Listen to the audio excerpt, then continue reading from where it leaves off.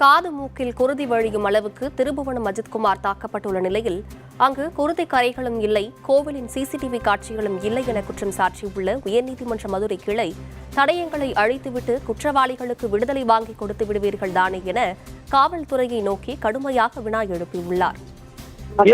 கைப்பற்ற தடயங்கள்னு போட்டிருக்கீங்களே, materials seized, உடைந்த plastic electric pipe துண்டுகள், இவ்வளவுதான்.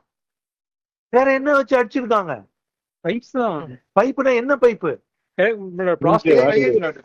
காயமா பிளாஸ்டிக் பைப்புல அதை தவிர்த்து அப்ப பிளட் ஸ்ட்ரெயின், அந்த காதுல இருந்து பிளட் எல்லாம் வந்திருக்கு, அதெல்லாம் விழுந்திருக்கும்ல. அதுல இல்லைங்கிறாங்க. இந்த டெம்பிள்ல இருந்து எடுத்த சிசிடிவி ரெக்கார்ட் ஆகவே இல்லையே, அந்த மகசர்லயோ எதுலயுமே ரெக்கார்ட் ஆகலையே. கேளுங்க,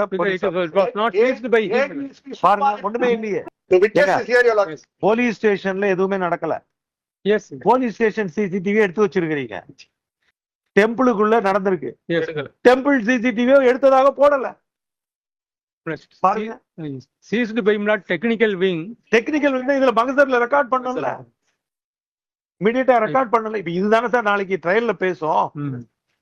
இதை வச்சு நீங்க அக்குட்டல் வாங்கி கொடுத்துருவீங்கல்ல, அக்குட்டல் வாங்கி கொடுத்துருவீங்க, அக்குட்டல் பேஸ் பண்ணி சஸ்பென்ஷன் ரிவோக் பண்ணிடுவீங்க, இங்க ரிட்ட போட்டு பீரியட் ரெகுலேட் பண்ணிடுவீங்க, ஆல் மானிட்டரி பெனிஃபிட் வாங்கிடுவீங்க. அந்த உயிர் போனது போனதுதான்.